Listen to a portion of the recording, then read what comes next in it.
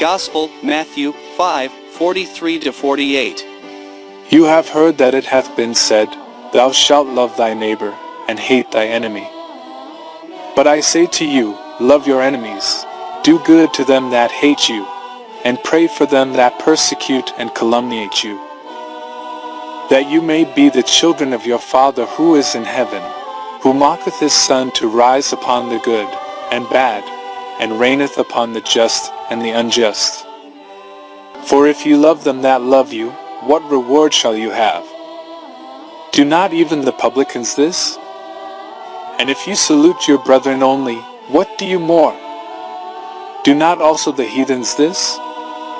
Be you therefore perfect, as also your heavenly Father is perfect. Behold, now is a very acceptable time. Behold, now is the day of salvation.